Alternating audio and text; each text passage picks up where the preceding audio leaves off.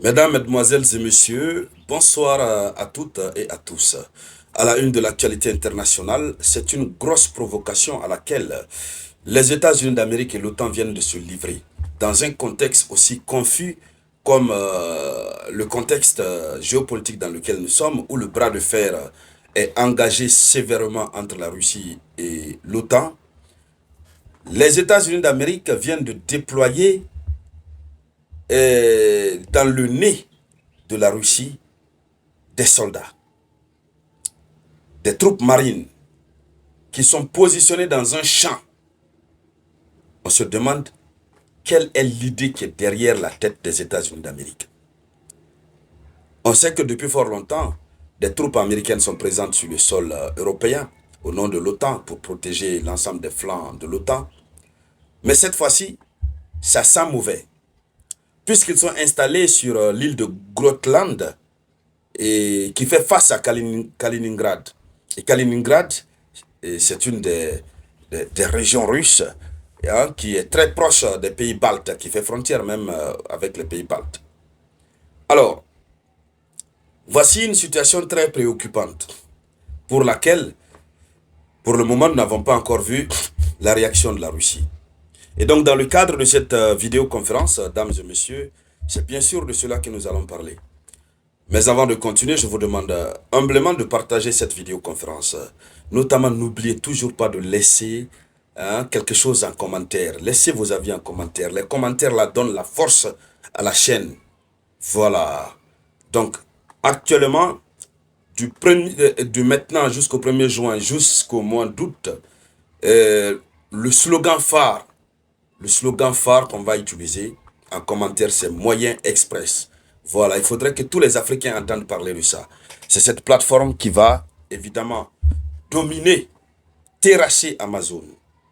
Donc, allons-y dans les profondeurs. Alors, qu'est-ce qui se passe concrètement? L'Amérique procède à une provocation sans vouloir afficher qu'elle provoque la Russie.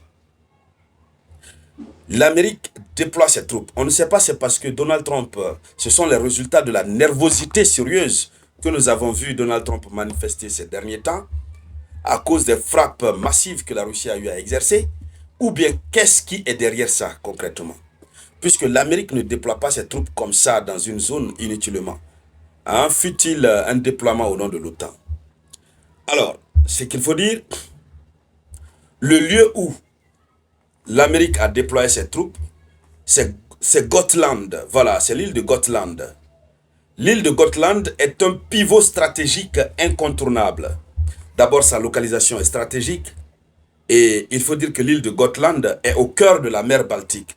Et vous savez que aujourd'hui, il y a un tiraillement sérieux entre la Russie et les pays baltes et les pays de l'OTAN par rapport à la mer Baltique. Vous savez que un navire commercial russe a failli être arraisonné tout récemment. Et à cause de cela, la Russie avait déployé un Sukhoi S-35 qui avait même pénétré le territoire de l'OTAN, donc qui avait pénétré le territoire de l'Estonie. Alors donc, l'île de Gotland, qui est au cœur de la mer Baltique, est d'une importance capitale. Sa position est cruciale. Oui, elle a une position cruciale. Partagez la vidéoconférence. Mettez beaucoup de j'aime. Laissez toujours un ou deux mots en commentaire, s'il vous plaît. Toujours un ou deux mots en commentaire. Voilà, donc, sa position est cruciale, notamment sa proximité immédiate avec l'enclave russe et de Kaliningrad. Donc, ça fait face à Kaliningrad. Kaliningrad est une zone militaire russe lourdement fortifiée. Lourdement, mais extrêmement fortifiée.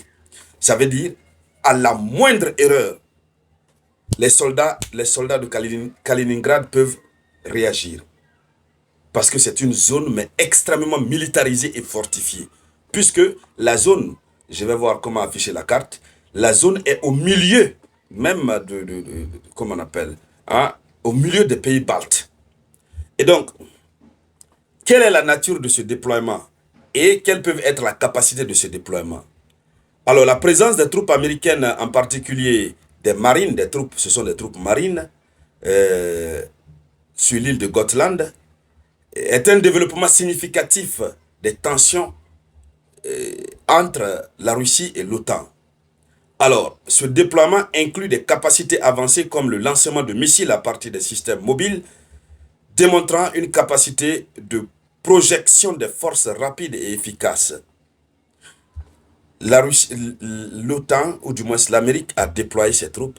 L'Amérique dit que c'est pour renforcer le flanc nord de l'Europe. Puisque les troupes américaines sont déversées sur l'Europe, c'est l'Amérique qui assure la sécurité de l'Europe. Et donc, protéger le flanc nord. Mais ils viennent s'installer quelque part où ils peuvent rapidement tirer des missiles sur la Russie. Ça veut dire que concrètement, quelque chose est en train de se préparer. Quel est l'objectif principal de ce déploiement? L'objectif principal de cette présence, elle est double. Partagez la vidéoconférence. Alors, le premier objectif, c'est la dissuasion. Le deuxième objectif, c'est la défense. Donc, ils sont là pour faire peur à la Russie.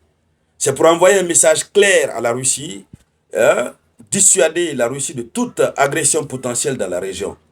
Puisque les Otaniens et les Européens pensent que les pays baltes, Lettonie, la Lettonie, l'Estonie et quoi encore, les Européens pensent que ces pays sont très faibles et la Russie est en train de tourner autour de ces pays. La Russie veut rapidement absorber ces pays. Donc il faut envoyer des forces américaines pour servir de garde-fou. Alors, il faut dire que Gotland, c'est en Suède. Donc, et au-delà de l'objectif principal, il y a une collaboration entre l'OTAN et la Suède.